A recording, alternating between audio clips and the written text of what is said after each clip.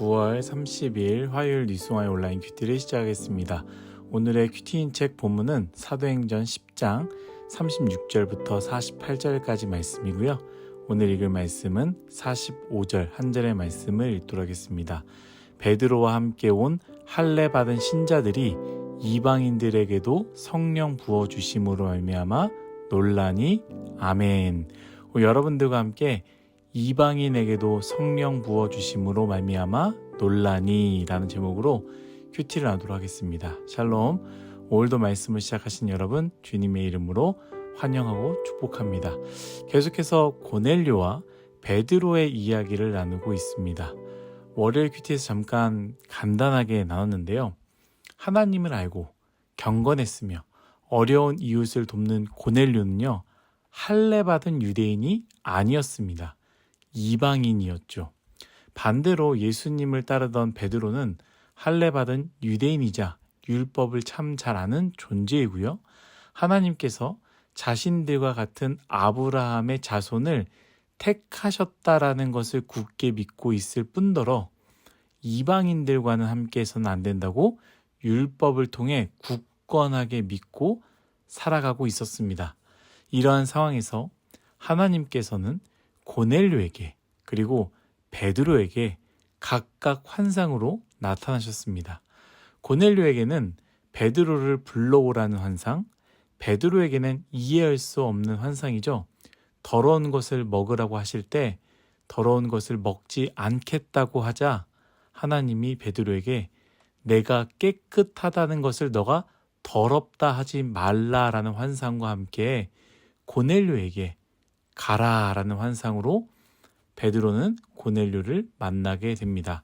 그리고 고넬료는요, 자신의 환상을 베드로에게 이야기하면서 하나님께서 베드로를 청하라고 했고 베드로를 통해서 주시는 말씀을 듣기 위해 우리는 이 자리에 모였습니다 라고 하자 이제서야 베드로는요, 자신에게 주신 환상을 깨닫게 되는 것이죠. 그리고 하나님의 복음을 전하게 됩니다. 말씀을 듣는 그때 어떻게 됩니까? 말씀을 듣는 모든 사람에게 성령이 임하심을 보고 베드로와 할례 받은 유대 신자들이 보고 깜짝 놀란 것이죠. 왜 놀란 것입니까? 하나님의 약속과 성령의 임재는 오직 할례 받은 유대인, 즉 선택받은 민족에게만 해당된다고 믿어왔기 때문입니다. 그런데 특별한 한 사람, 예외적인 한 사람일 수 있어요.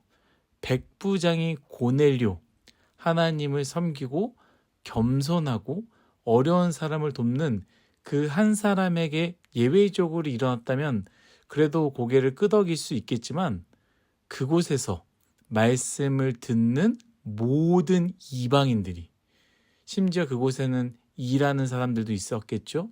별 볼 일 없는 이방인 모든 사람이 성령을 받는 것을 보며 놀라는 것입니다. 그리스도를 믿는 유대인들은요, 물론 이후로도 여전히 잡음이 있었지만 제자들에 의해서 명확한 선포를 하게 됩니다. 복음은 모든 민족, 누구에게나 주어진 것이다. 그렇기에 할례를 받은 자야만 아니라 율법을 외워야지만이 아니라 제사를 드려야지만 주어지는 것이 아니라 모든 민족에게, 유대인을 포함하여 모든 민족에게 주어졌다라는 것이죠. 그래서 이것을 우리가 조금 설명해 보자면, 다듬어 보자면 복음은 첫 번째, 민족적인 한계가 없습니다.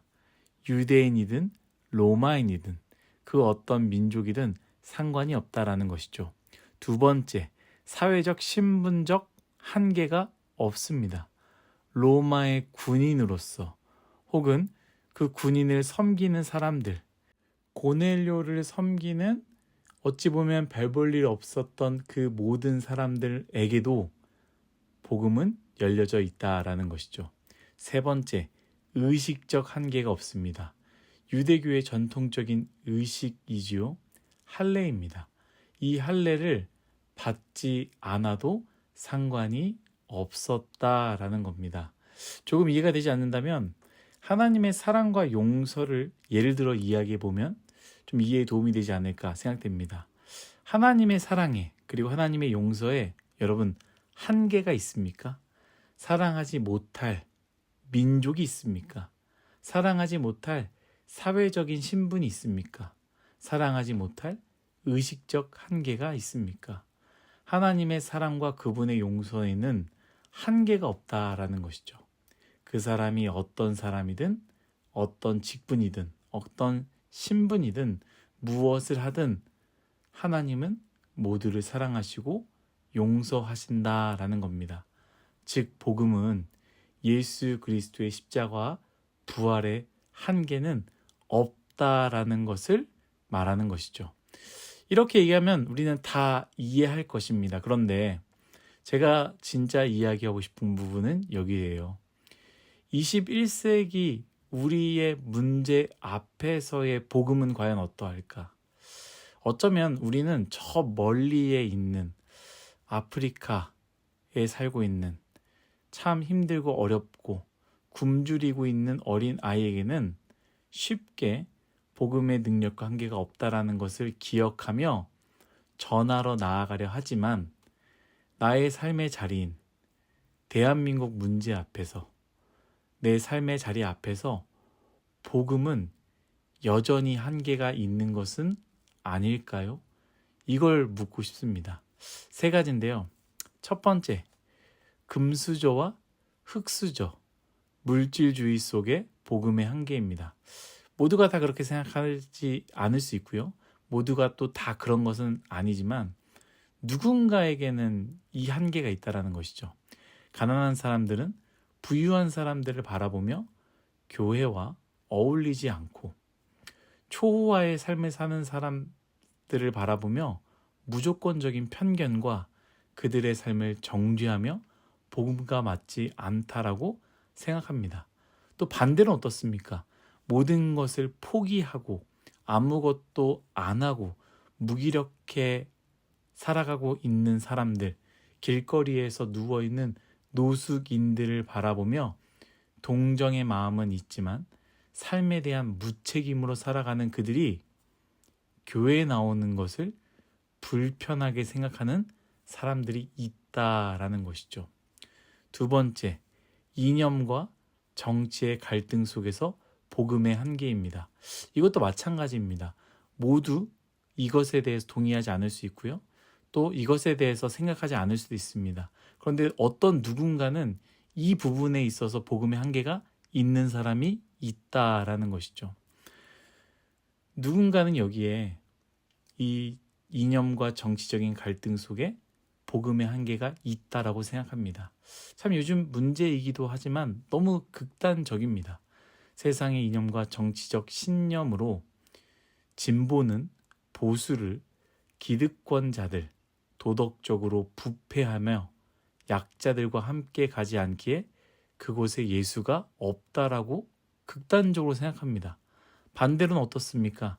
이상적인 말만 하고 급진적인 위험 요소를 껴안고 안정된 질서와 전통과 옳고 그름이 아닌 편의를 쫓아 산다라고 생각하며 저들에게는 예수가 없다라고 생각한다라는 것이죠. 마지막입니다. 사회적 편견 속에서 복음의 한계입니다. 이주 노동자, 다문화 가정, 한부모 가정, 미혼모, 장애인, 비혼주의자. 어찌 보면 한국 사회가 평범 혹은 정상이라고 말하는 범주에서 벗어난 사람들 앞에서 함께 손을 내밀기 불편한, 더 나아가서 나는 내밀 수 있지만 나의 자녀들은 그들과 가까이 하지 않기를, 혹은 더 나아가서 그들과 손을 내밀 수 있지만 장애인들의 시설이 우리 집 앞에 혹은 이주 노동자들이 내가 사는 곳에 가까이 있는 것을 원치 않는 그 마음 그 자체가 아니겠습니까? 사랑하는 뉴스송아이 여러분, 오늘 말씀 베드로를 통하여 복음이 전해지자 말씀을 듣던 모든 이들이 성령을 받게 되었습니다. 그리고 그 말씀을 전하던 베드로와 그곳에 함께 있었던 유대인들은요, 이 모습을 보고 놀라게 됩니다. 왜? 복음은 그들에게는 필요 없다라고 생각했기 때문에. 왜? 복음은 그들에게는 소용이 없다라고 생각했기에. 왜? 복음은 그들에게 어울리지 않기 때문이라고 생각했기 때문입니다. 여러분, 무의식적으로 복음을 받을 자격이 없다고 선을 긋고 있는 오늘날의 이방인은 누구입니까? 우리의 이방인은 누구이며 나의 이방인은 누구입니까? 가난한 사람이든 부한 사람이든 정치적으로 진보적이든 보수적이든 외국인이든 한국인이든 내가 이해할 수 있는 삶을 살든 이해할 수 없는 삶을 살든 복음에는 한계가 없고요. 복음이 그들에게 필요합니다. 고넬료에게 복음이 전해지고 성령을 받을 때 모두가 놀랐던 것처럼 우리가 한계를 그어놓고 우리가 가장 부정하다고 우리 또한 그들을 받아들일 수 없다고 여겼던 그들에게 하나님은 찾아가시고 성령을 부어주시는, 그리하여 우리는 놀랄 수밖에 없는 그 일을 보게 될 것입니다. 사랑하는 여러분, 복음의 한계를 긋지 마시고 이방인을 만들지 마시고 한계가 없는 복음을 전하는 그리고 믿는 저와 여러분 우리 모두가 되시기를 예수님의 이름으로 축복합니다. 다 같이 기도하겠습니다. 하나님, 우리의 이방인은 누구입니까? 나의 이방인은 누구입니까?